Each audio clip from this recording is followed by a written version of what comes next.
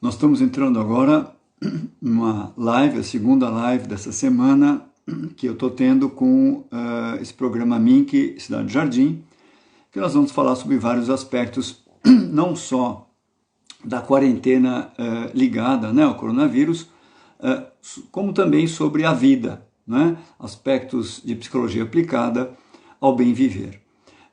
E hoje o tema dessa live, que aliás vai ser dividida, né, em torno de 40 a 45 minutos, em que eu vou estar trazendo para vocês algumas coisas, e depois nós vamos ter em torno de 20 a 15 minutos para conversar, debater, ter perguntas, etc.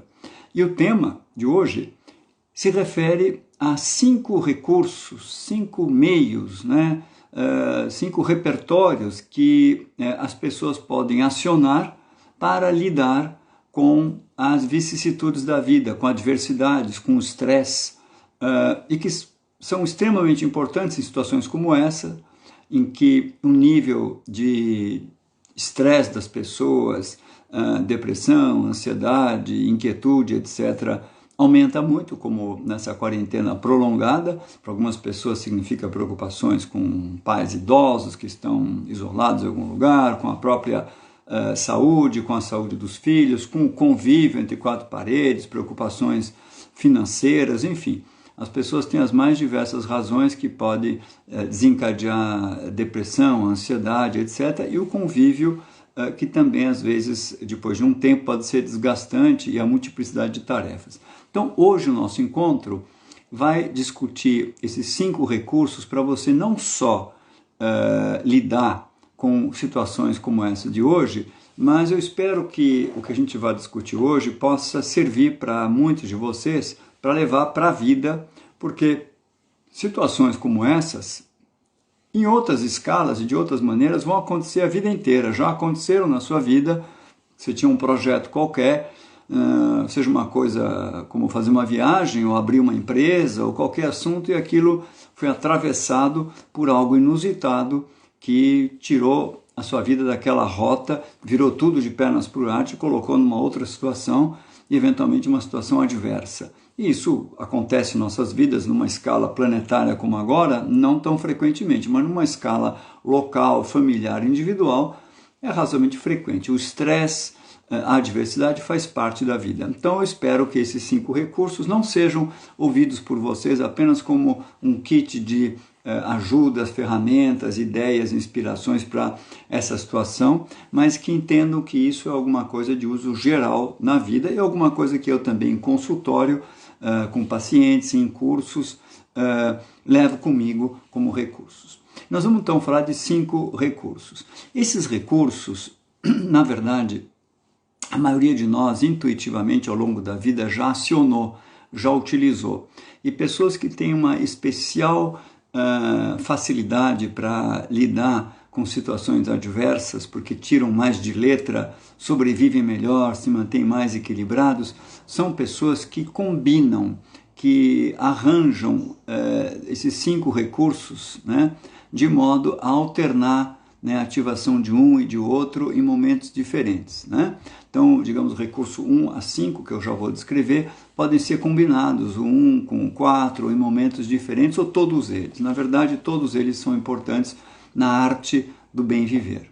O primeiro deles é um recurso que serve para o seu cotidiano quando você tiver preocupações, estresse, ansiedades, num grau relativamente pequeno ou moderado, mas que estão assumindo uma proporção exagerada, em que você percebe, olha, o problema não é tão grande assim, mas ele me perturba, um fantasma fica na minha cabeça e volta, eu estou remoendo isso, etc.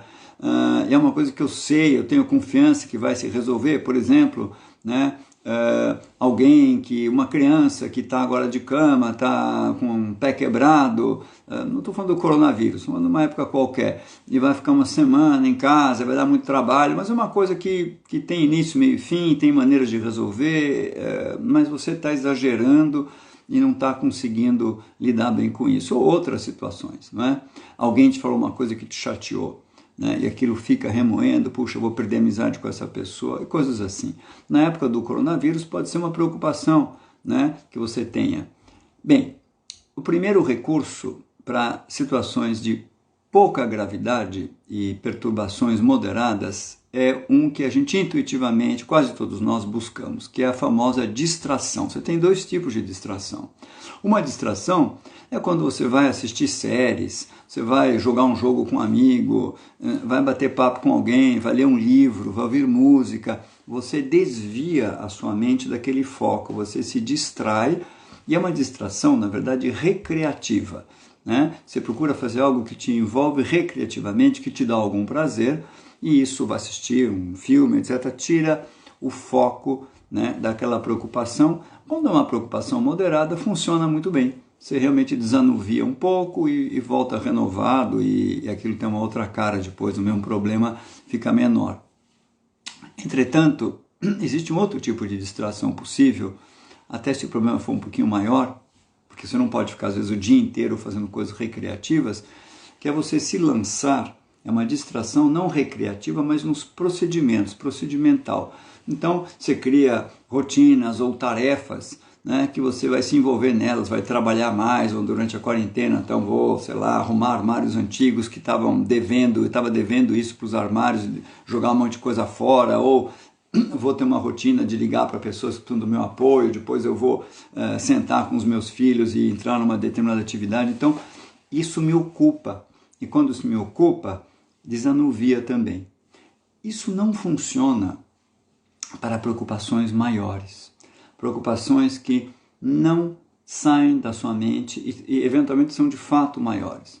Quando você se percebe, né, essa é a grande questão da saúde mental e do equilíbrio, né, que você está percebendo que os seus temores, as suas preocupações, viram verdadeiros monstros, fantasmas que estão lá, você vai adormecer, pensar nisso, durante o dia pensar nisso, e você fica perturbado e você percebe alguma coisa além da conta, né? Não é uma coisa pontual que deu um problema, eu vou resolver, é algo que está ali.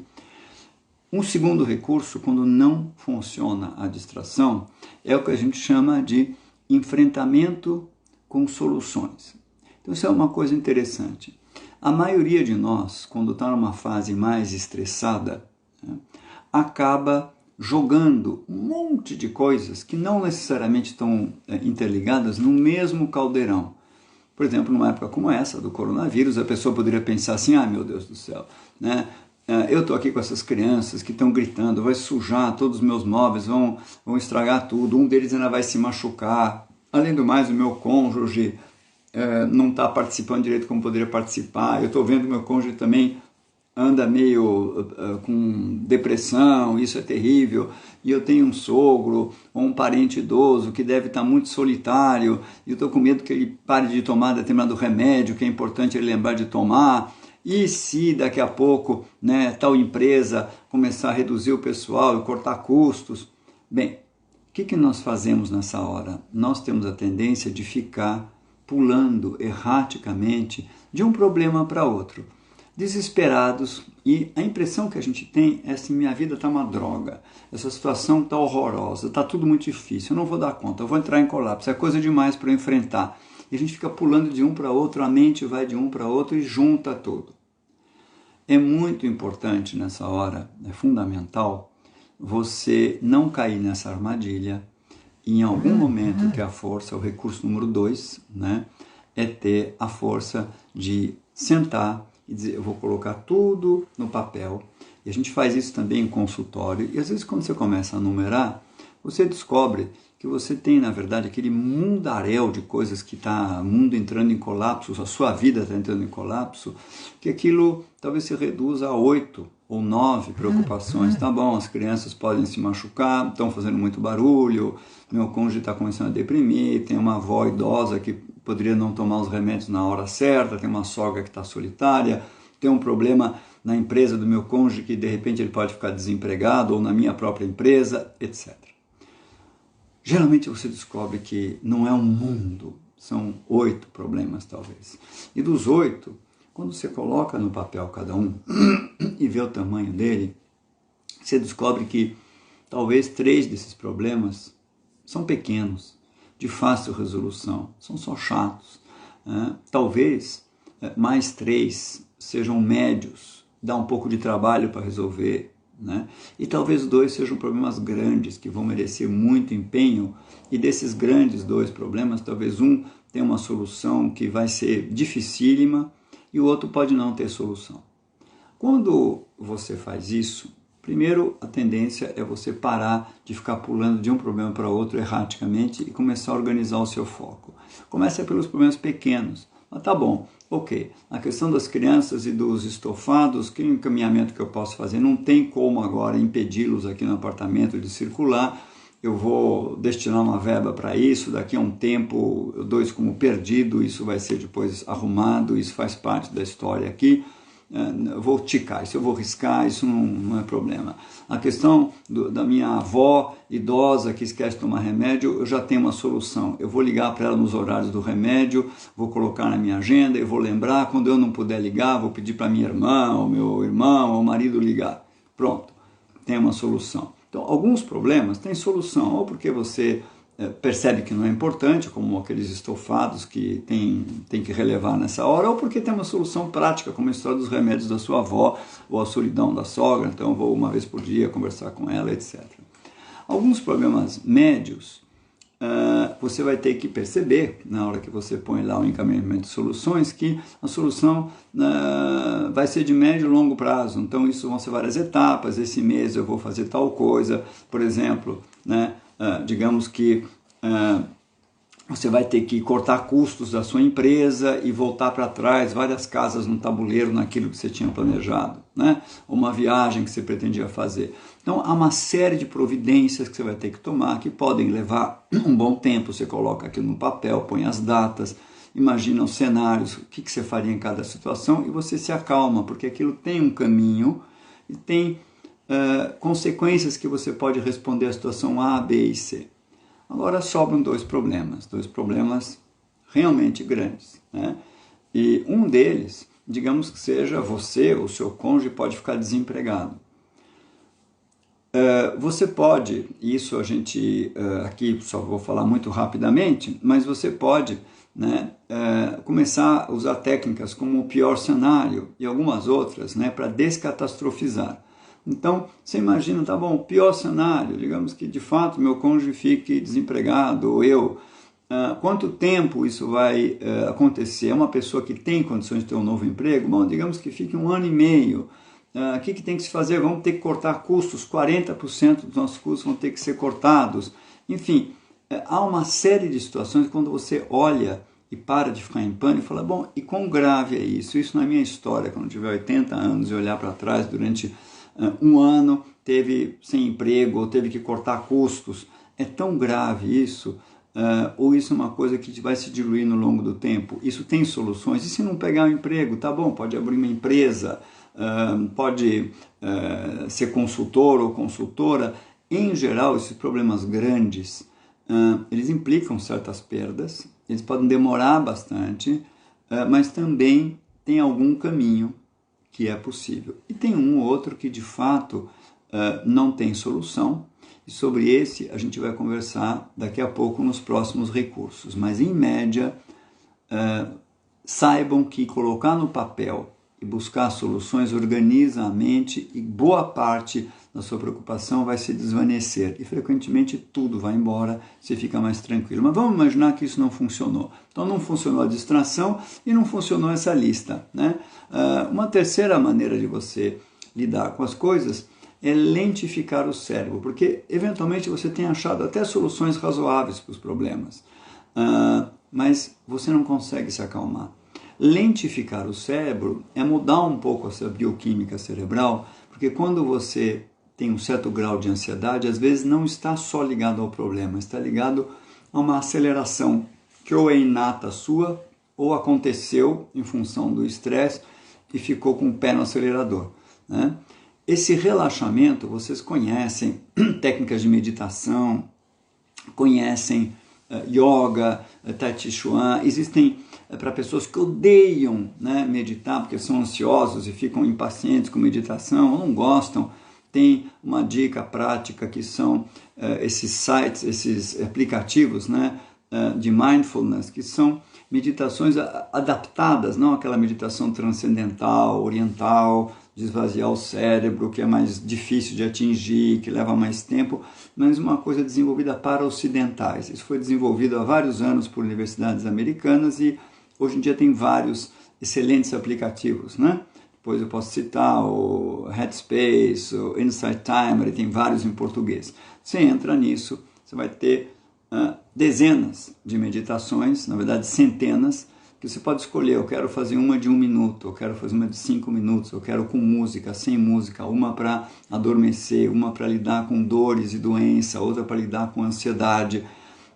E, em geral, você vai encontrar diversas opções. E são bons meditadores, a maioria certificado, e você vai experimentar. Uma dica, então, se você é muito impaciente e odeia meditar, e precisa lentificar o cérebro, e não está a fim de tomar um ansiolítico que o psiquiatra, o neurologista pode te prescrever, que também lentifica o seu cérebro, e você não quer fazer yoga, é você experimentar esses aplicativos e escolher, o primeiro dia eu vou fazer então, ou durante uma semana, 4 vezes por dia, ou 3 vezes por dia, meditações de 2 minutos. Né? E daqui a 3 dias eu me acostumei um pouquinho mais, eu faço meditações de 4 minutos, até atingir meditações de 6 minutos, em que eu faço, sei lá, 3 vezes por dia, 6 minutos. Né? Embora isso não tenha o efeito de uma grande meditação, que depois de 3 meses muda a arquitetura cerebral, quando você faz a meditação transcendental, essas pílulas ajudam muito. E se você for muito tenso, faça várias vezes por dia. Tem executivos que odeiam meditar, que antes de uma reunião, antes de um telefonema difícil, param 3 minutos e usam um desses aplicativos. Você experimenta ver que meditador te agrada mais, etc. Alguém está perguntando se esporte lentifica. Pode lentificar. No seguinte sentido, não é isto, não é essa coisa de te colocar no nível contemplativo, mas até um esporte excitatório, né? Você vai jogar squash ou vai fazer uma coisa, ao descarregar muito, produz endorfinas, um certo prazer e bota para fora, depois do esporte é possível que você relaxe, né? Baixe a sua pressão, produziu endorfinas e você tem um efeito que não é igual, mas é semelhante de relaxamento. Tá? Aplicativos estão me perguntando aqui, eu já falei de alguns, eu conheço mais os ingleses, mas sei que tem muitos em português também. O Headspace é um, o Insight Timer é outro, mas dá um Google, vocês vão encontrar também indicações de revistas, jornais de bons aplicativos brasileiros. Mas deixa eu seguir. Não funcionou para você nenhum dos 3 tipos de recurso para enfrentar o estresse. A distração não foi suficiente, o enfrentamento com o encaminhamento de soluções te deu algumas soluções, mas você continua perturbado e você mesmo, né, tomando as providências e tomando o ansiolítico, um bioquímico, um remédio ou fazendo esses procedimentos de relaxamento, não está conseguindo. Né? Uma outra coisa, um 4º recurso, já vou falar do nosso 5º recurso, um 4º recurso que pode ser útil é você utilizar a capacidade de colocar em perspectiva e buscar um objetivo maior, um senso de propósito. Eu vou explicar melhor. Pessoas religiosas fazem isso com mais tranquilidade, porque por uma fé em um propósito maior, elas aguentam, elas têm mais resiliência, elas aceitam mais passar por várias privações, abrir mão de certas coisas em prol de algo maior. Mas pessoas não religiosas, ou numa situação como uma quarentena, há pessoas que vão dizer, bom, Deus escreve reto por linhas tortas, isso tem algum motivo, eu tenho que aceitar, mas vamos dizer que você não seja religioso. Né? Você na sua vida, em outras situações, usou esse recurso. Por exemplo, numa dieta que você conseguiu de fato fazer, você pensa, tá bom, tem um objetivo maior meu, que é manter a minha saúde ou uma boa aparência. Como isso é uma coisa muito importante, todas as privações, o nervosismo que eu passo por não comer o que eu quero, a irritabilidade, abrir mão de certos prazeres, não ir ao encontro de amigos em que vai se servir certa comida, eu vou fazer isso com disciplina, porque tem algo muito mais importante para mim. Uma fase como essa da quarentena pode ser, olha, eu preciso manter o meu equilíbrio mental. Eu não posso me desorganizar, não posso brigar com todo mundo aqui na casa, eu não posso começar a deprimir. Eu preciso colocar as coisas em perspectiva porque tem um objetivo maior. Não é importante agora que cancelamos a viagem que eu planejei há anos e poupei dinheiro há anos, ou a empresa que eu ia abrir, ou finalmente meu filho ia fazer um intercâmbio, ou eu ia casar, estava tudo marcado no meu casamento. Numa hora dessas, em que se diz o importante é sobreviver fisicamente, que as pessoas que eu amo também, se possível, não adoeçam, e manter o meu equilíbrio emocional, porque tudo o que eu preciso resolver depois, financeiramente, casar ou não casar, reabrir a empresa, não abrir, mudar de rota, de novo organizar uma nova viagem, perdi todo o dinheiro dessa porque a empresa turística quebrou a agência e não me devolveu o dinheiro. Se a minha meta maior, tal como foi para fazer dieta, né, é manter o meu bem-estar e o meu equilíbrio, eu consigo colocar isso em perspectiva. Isso vale a pena na arte de viver para que eu consiga chegar bem. Não é, eu coloco em perspectiva. Essa viagem, ao longo da minha vida eu vou conseguir fazer outra. Se eu não puder fazer essa, eu farei uma outra. Então isso é muito importante. É você que o seu objetivo final seja maior do que os objetivos intermediários. É sair do aqui e do agora, subir no helicóptero e olhar o matagal de cima, não ficar preso lá no cipoal e enxergar onde você quer ir.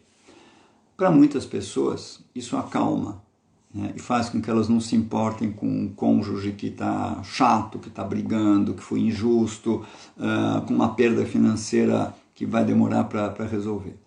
Tá bom, mas vamos dizer que isso para você também não funcionou. Então, você compõe, não é?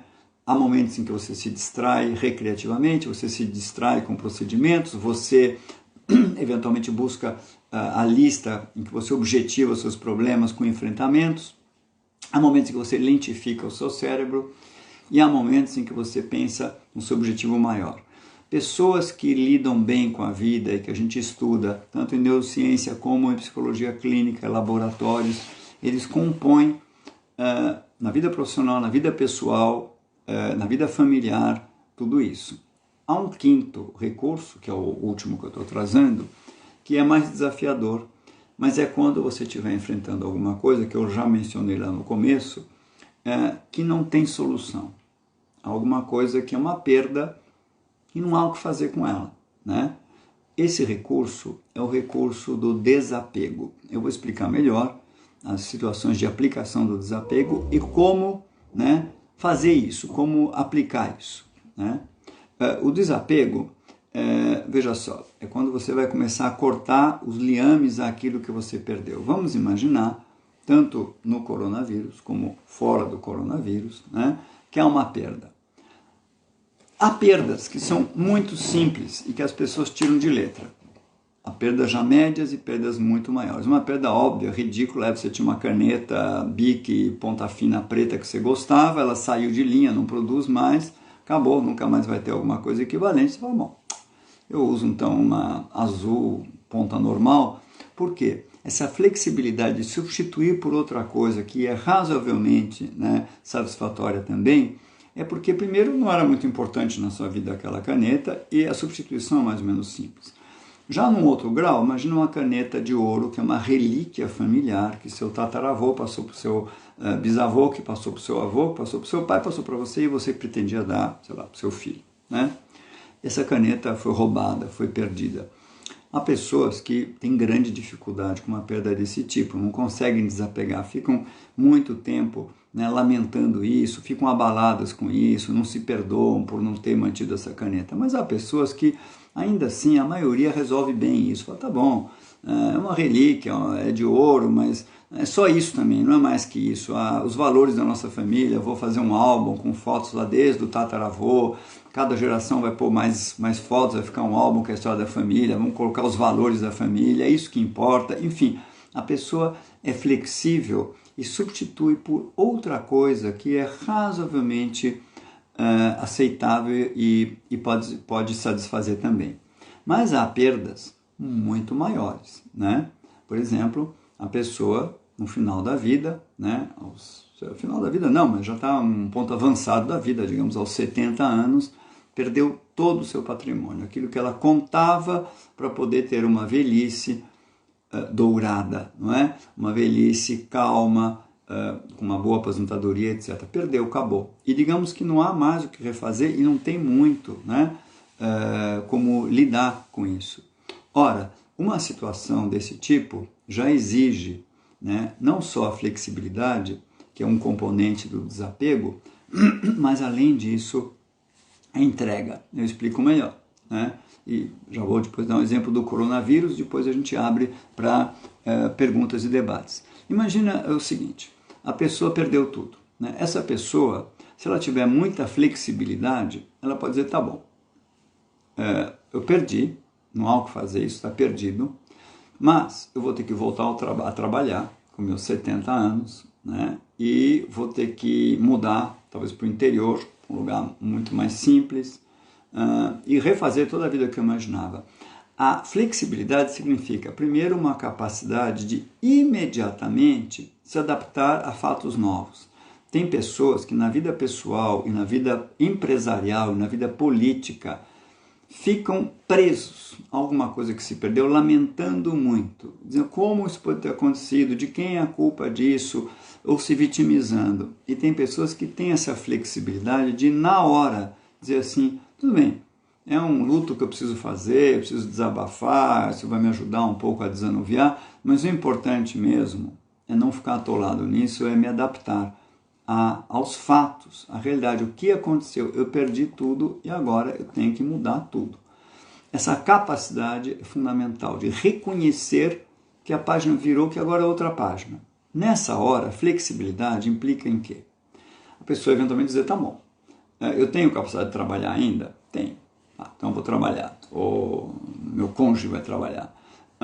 Tem algum lado bom que eu posso tirar disso? Tem. Vou talvez manter mais jovial, porque eu vou trabalhar, tem um lado interessante, é um desafio de outra ordem. Eu vou morar no interior, tá bom. Não é bem o lugar que eu queria, mas vai ter ar puro, vou ter uma vida mais simples, mas tá bom, isso pode também ser uma experiência interessante. É claro que eu posso ver isso do lado negro ou do lado luminoso, depende um pouco se você é mais otimista ou mais pessimista, mas ao substituir uma coisa por outra, que ainda que não seja equivalente, pode me dar algum grau de satisfação, eu estou a caminho do desapego. Só que isso não é suficiente. É uma perda muito grande, né? Alguma coisa que nunca mais eu vou ter. Aqui no confinamento, no coronavírus, tem algumas pessoas que vão ter situações análogas. Talvez não percam todo o patrimônio, mas metade. Talvez um casamento que ia acontecer não vai mais acontecer.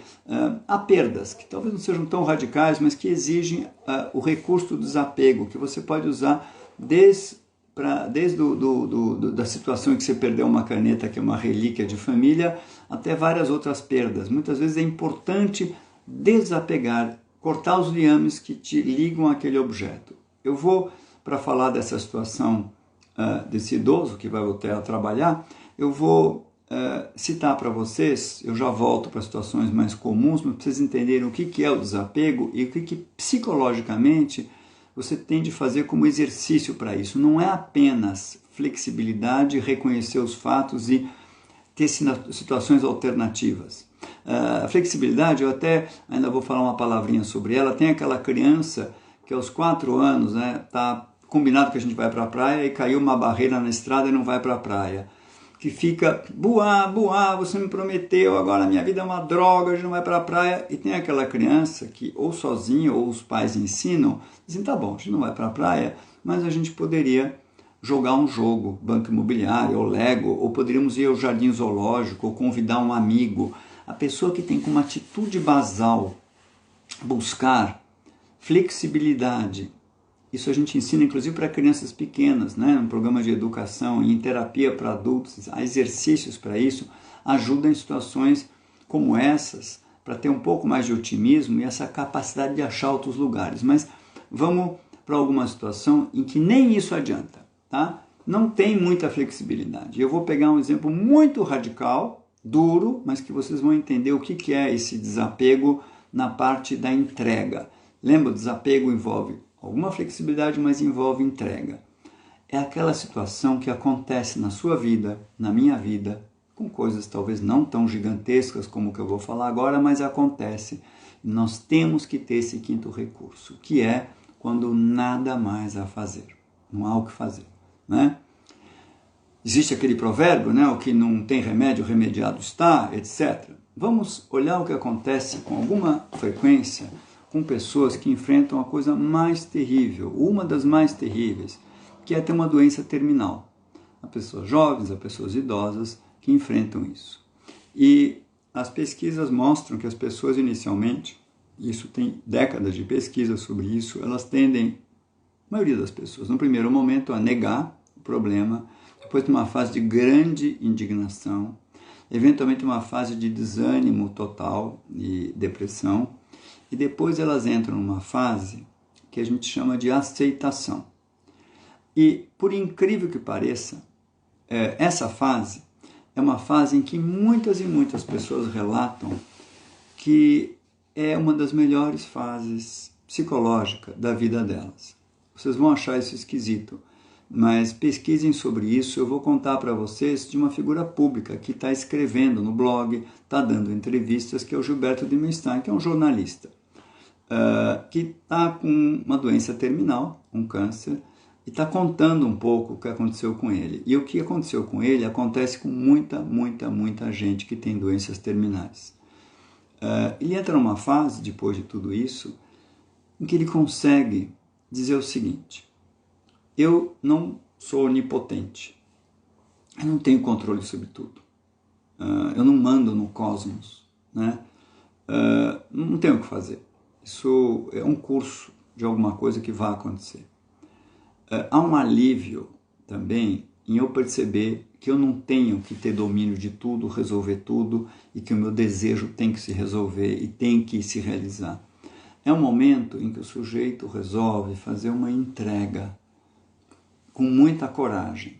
Não é fuga, não é desistir, não é a fase depressiva. É entrega a esse fluxo cósmico das coisas. E tá bom, não há o que fazer, eu tenho que aceitar isto, né? E dentro disto, começar a se libertar um pouco da ansiedade de ter que resolver tudo, começar a olhar para o aqui e para o agora. Eu vou dar um exemplo menos radical do que estar diante de uma doença terminal. Alguém tem um filho que nasce com um grande problema, né? Com dificuldade, com uma restrição importante, e que não corresponde aos sonhos que a pessoa tinha para o filho, não é?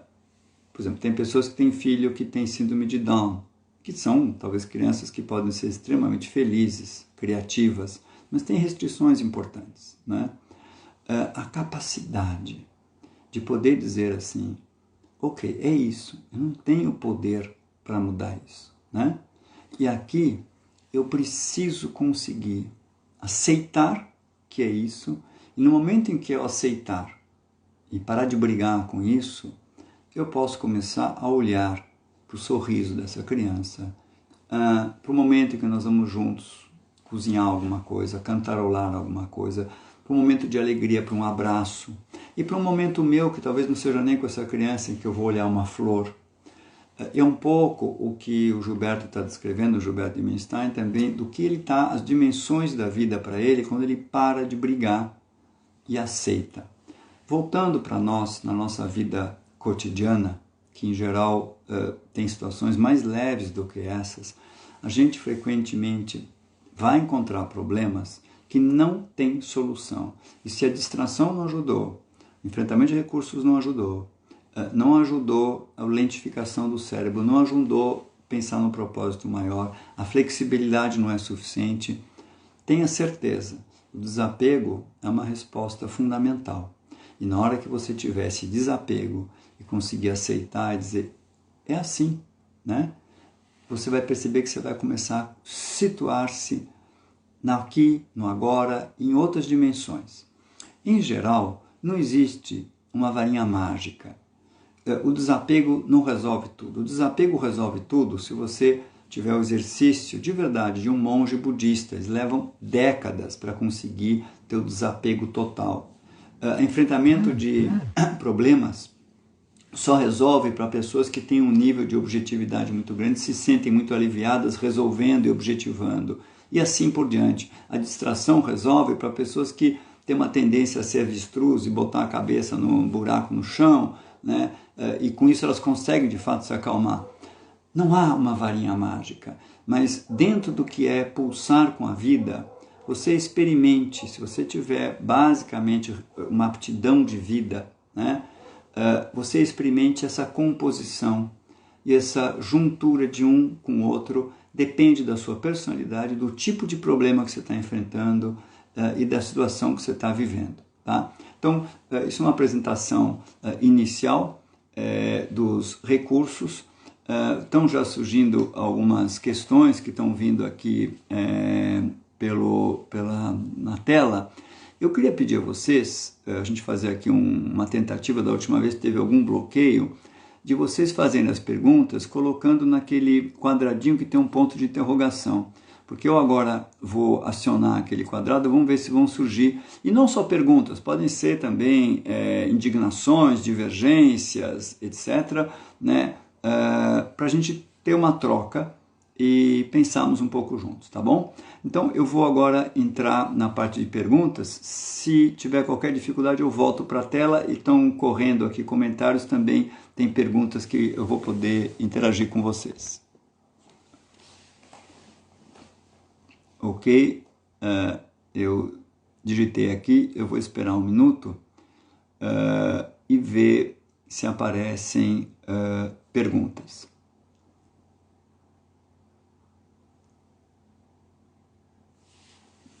Eu vou voltar, ainda não estão, eu não sei se o meu aplicativo tem, aqui está escrito perguntas dos seus espectadores aparecerão aqui, como ainda não apareceram, eu vou voltar e vou então lidar com as perguntas que aparecem aqui na tela, tá bom? Então deixe-me buscar aqui. Alguém está me perguntando sobre mindset, né? Eu vou falar brevemente sobre isso, porque eu não queria perder o foco, né, no grande tema, né? Vamos lá. Mindset, né, na verdade, é a disposição que você tem, a atitude que você tem para com as coisas, né? E há várias maneiras de olhar para isso. Frequentemente o mindset dividido com o mindset do vencedor, ou o mindset do otimista, etc., tem o seu valor, mas basicamente o que importa em psicologia é uma coisa que a gente chama de congruência. Então vamos olhar um instantinho. Existe muita tendência em livros de autoajuda, cursos de autoajuda, em propor a você certas coisas. Tenha amigos, faça o bem, medite, e muitas outras questões, não é? Não entre derrotado numa reunião e por aí afora. A questão é que,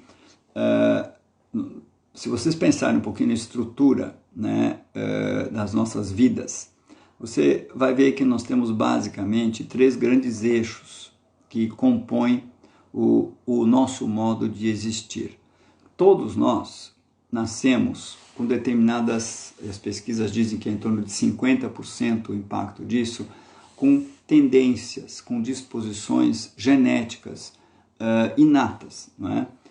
Em parte epigenéticas também, são biológicas. Então, se você é uma pessoa ansiosa, uma pessoa calma, uma pessoa objetiva, uma pessoa alienada, gosta de matemática ou de poesia, é sexy ou nada sexy, é aventureiro ou pouco aventureiro, gosta de rotina, medroso ou não, tem muito do seu temperamento aí. Esse temperamento, nós já vamos dar uma olhadinha nos outros 2 vetores, eu disse que são 3, essa sua disposição, do jeito que você é, né? Ela pode ser calibrada, mas ela não pode ser mudada, né? Se você fundamentalmente é mais agressivo ou mais evitativo, se fundamentalmente é mais sociável e mais extrovertido, ou gosta mais de ouvir, adora ouvir, escutar e cuidar da harmonia do entorno, são disposições que basicamente não vão mudar. Né? É aquilo que é como o seu corpo, você nasceu longilíneo como um maratonista queniano com ossos longos e fibras longas, ou você nasceu como um halterofilista ucraniano, tipo pícnico, baixinho, com ossos largos e fibras curtas, é a natureza. Tem que nascer de novo para o ucraniano ser um maratonista ou o maratonista levantar pesos. Todavia, e aí é que é a questão, voltando para o mindset, o queniano, se ele não aprender a levantar pesos um pouco, para não ter dor nas costas e não ter problemas também nos ossos, ele precisa fazer um pouco de algo que nem a natureza dele, precisa calibrar. O ucraniano, que é o baixinho, pícnico, né, musculoso, que levanta pesos, se ele não fizer alongamento e corrida, ele vai ter problemas de encurtamento muscular, ele vai ter problemas cardíacos, circulatórios, ele precisa correr um pouco. Ele nunca vai ser um grande maratonista, nem um maratonista um grande halterofilista, mas ele tem que calibrar. Você, pensando em mindset, né, você pode calibrar um pouco aquilo que é da ordem da sua natureza, mas você também não pode violentar isto. Esse é o seu hardware, é 50% de como você funciona. Os outros 50% se dividem em dois trechos, né?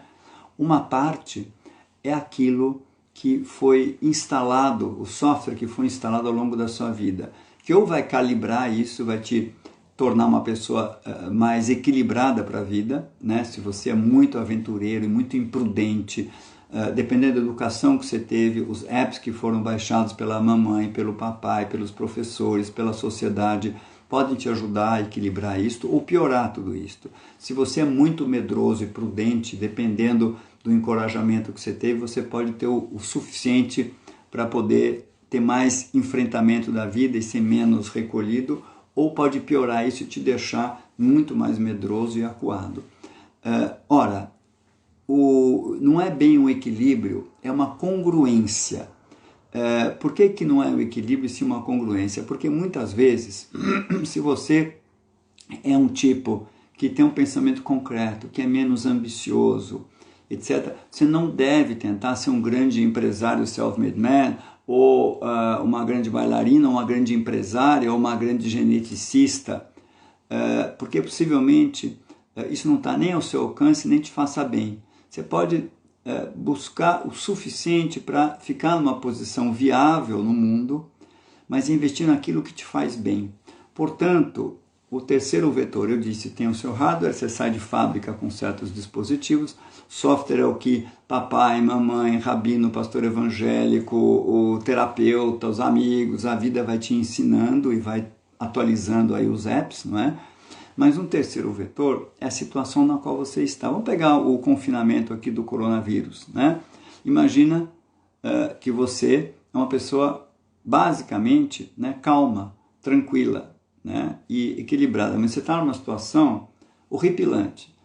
Está com uma pessoa idosa morando com você que é dependente, o cuidador não está podendo cuidar, você tem que ficar 24 horas cuidando, tem uma criança, duas crianças, uma de 1 ano, uma de 3, não tem ninguém para te ajudar, né? E o seu cônjuge está deprimido. E tem problemas financeiros. Quer dizer, é uma situação tão avassaladora que simplesmente a maioria das pessoas, não importa qual é a sua natureza, se nasceu calmo, você teve todo um software, um jeito de lidar com a vida tranquilo, possivelmente você vai entrar em colapso, entrar numa alta ansiedade. Então, a situação na qual você vive também é importante. A gente não pode achar que tudo é psicologia, que tudo é genética, ou que tudo é a situação, esse conjunto. O que é, então, congruência? Voltando ao mindset, né? Pessoas que têm congruência, que têm a arte de viver. Elas conseguem experimentar, isso que se faz também numa terapia, não é?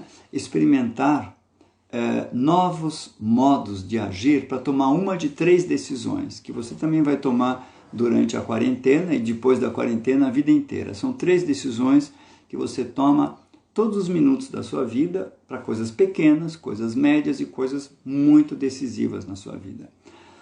Uma decisão, isso é pura arte de viver, né? Eu já vou voltar para outras perguntas, mas uma decisão é a seguinte: eventualmente eu vou me adaptar à situação.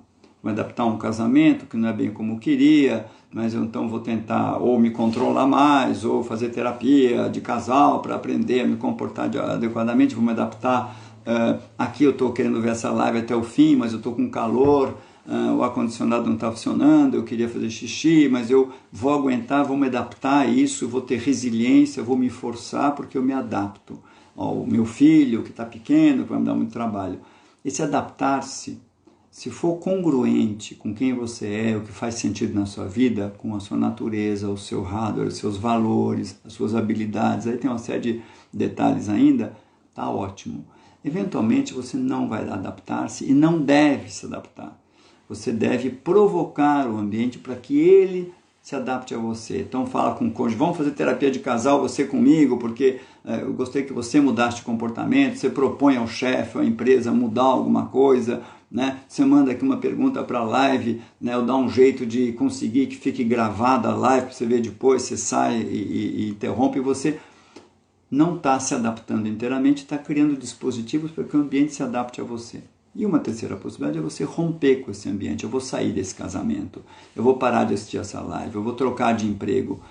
Essas 3 decisões, elas só fazem sentido se forem congruentes entre os seus ideais de vida, as habilidades que você tem, os seus valores, aquilo que são os seus hábitos, aquilo que é a sua natureza. Isso aqui na live a gente não pode detalhar tanto, mas se for congruente com o seu hardware, seu software e com as condições da sua vida, é isso que se busca. Então, mindset não é uma coisa tão simples, seja vencedor ou seja otimista. Às vezes, para algumas pessoas, é melhor não ser otimista. É mais congruente ser pessimista, ele vai estar melhor. Às vezes é melhor você não ser alguém assertivo. Então, não tem uma solução tão redutiva como às vezes é reducionista. Não sei se deu para responder um pouco a pergunta.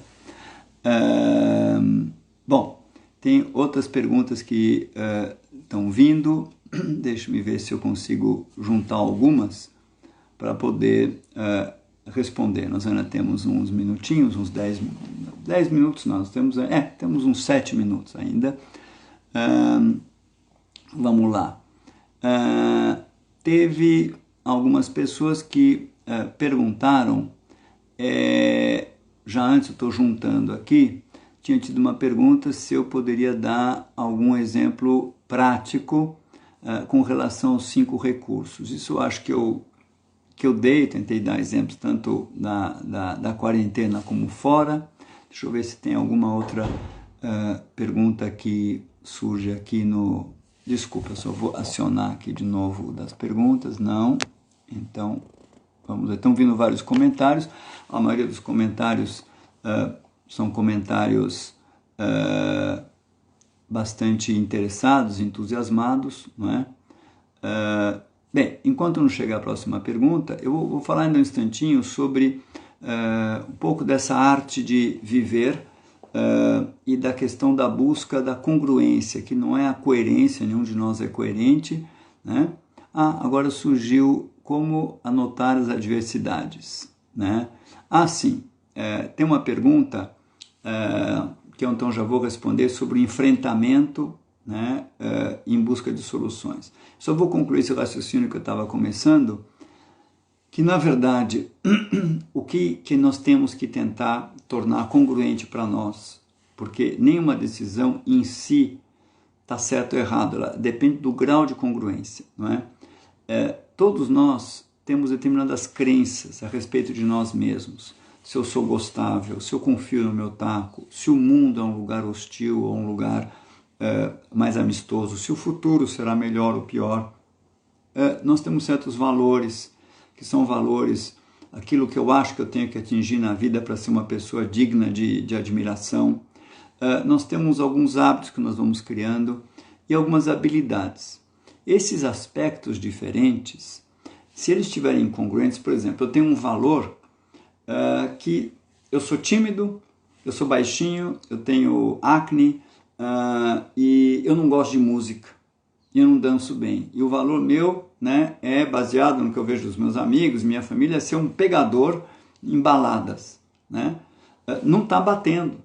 Aquilo que, por mais que eu me esforce, aquilo não tem nada a ver comigo, nem com o meu talento, nem com minhas... É como aquele ucraniano pícnico tentar ser um grande maratonista. Então, tem que ter uma congruência entre os meus valores e aquilo que eu sou. Tem que ter uma congruência entre habilidades. Eu posso querer uma coisa muito, mas não ter aprendido aquilo. Muita gente se sente fracassado, na verdade não fracassou, ele não aprendeu, não desenvolveu aquela habilidade. E por aí afora. Então, cada situação é preciso criar uma congruência entre esses elementos para você tomar suas decisões de romper com o ambiente, adaptar-se ao ambiente ou provocar o ambiente a que ele mude para você. Né? E saber fazer isso. Isso é a arte da vida, no fundo, nas pequenas, médias e grandes coisas. Tinha uma pergunta que eu estou devendo, vou rapidamente falar da lista de problemas. Então, eu tinha falado antes que quando nós estamos muito mal, nós temos a impressão que nossa vida está entrando em colapso, nós juntamos tudo, todos os problemas, né? Minha sogra brigou comigo, eu estou sem dinheiro, estou com uma criança doente, o marido está para perder o emprego, a esposa, eu estou com um furúnculo no bumbum, e aqui do lado da minha casa tem uma obra insuportável, minha vida é uma droga, né? E nós colocamos tudo num caldeirão e nos perdemos. Então, quando você põe aquilo no papel, é pegar cada problema que te incomoda, senta um pouco, conversa com alguém e vai numerando. Eu disse, em geral, você vai encontrar 8 problemas, talvez você encontre 12, né? Talvez 20, mas em geral 8, 6, né? Problemas que você vai colocar. Desses 8 problemas, talvez 3 você descubra que não são tão terríveis assim. Né? Sei lá, um dos problemas é que sua avó tem que tomar remédios e na quarentena você não está lá, ninguém está lá, não está com cuidador, ela esquece dos remédios. Talvez você descubra, tá bom, eu ligo para ela na hora dos remédios, que aí ela vai sempre lembrar, tal, resolvido, tem uma solução fácil. Um outro tem uma obra do lado de casa que é muito chata, eu penso, tá bom, mas isso vai levar ainda um mês, depois acaba essa obra, tem que pôr fone de ouvido. Alguns problemas são pequenos, outros problemas são médios, e eu vou encaminhar soluções um pouco mais desdobradas, né? Tá bom, ok, é possível que tenha que cortar custos na minha empresa, eu vou ter que fazer um plano mesmo, de mês a mês, como é que eu vou fazer, mas tem uma solução, é chato, eu vou ter que talvez ter menos gente lá comigo, talvez demitir uma pessoa, talvez não fazer um projeto que eu queria fazer, a viagem que eu queria fazer, mas ok. É desdobrável e eu me acalmo, porque embora seja uma coisa trabalhosa, tem solução. E talvez 2 problemas sejam realmente mais graves, um deles tem uma solução só de longo prazo e um talvez não tenha solução. É isso que seria a lista de enfrentamento em que eu depois vou descobrir, tá bom, na verdade eu tenho um problema, um único problema, tá? Que realmente não tem solução, o resto tem. E daquele caldeirão de coisas que me deixavam maluco, agora reduzir para um. E, eventualmente, eu já descrevi esse você, por exemplo, vai ter que usar o recurso do desapego e da flexibilidade e aceitação, ou o recurso da lentificação. Ou até você encontra uma solução para ele, mas é não é? Então, isso que eu estava descrevendo. Deixa eu ver outras perguntas. Bom, tem aqui como é que... Passou muito rápido, a pessoa podia reformular sobre conseguir um novo emprego. Nós temos ainda 3 minutinhos. Se aparecer de novo, eu vou conseguir responder. Alguém perguntou alguma coisa ligada a problemas financeiros e um novo emprego. Bem, enquanto não aparece essa pergunta, a gente já está... algum livro sobre a arte de viver. Há vários livros. Um livro que não tem esse título, mas que tem um título meio apelativo na língua portuguesa, em inglês o título era bem melhor, é um livro que em português chama Ciência da Felicidade. É um livro de uma pesquisadora importante chamada Sonja Lyubomirsky. Vocês vão encontrar no Google, dá lá Ciência da Felicidade. Ela é baseada numa área chamada psicologia positiva, que é um campo da psicologia que estuda o bem-estar, o mal-estar e essas artes de viver. E lá tem muitas e muitas e muitas boas dicas e explicações de tudo isso. Não é exatamente do modo como eu falei, mas basicamente é muito do que eu falei. Acho que é uma boa leitura. É um livro acessível, de alto nível, é uma scholar americana, mas é um livro escrito para as pessoas entenderem, acho que vale a pena. Gente, agora nós já chegamos ao final. Agradeço a presença de todos. Eu vou agora deixar aqui para ser gravado, de maneira que quem quiser indicar para algum amigo, quem quiser rever alguma coisa, vai poder depois encontrar a live de novo, tá bom? Então, muito obrigado para todo mundo, obrigado pelas perguntas, pela participação e até uma próxima por aí na vida. Um abraço, fiquem bem.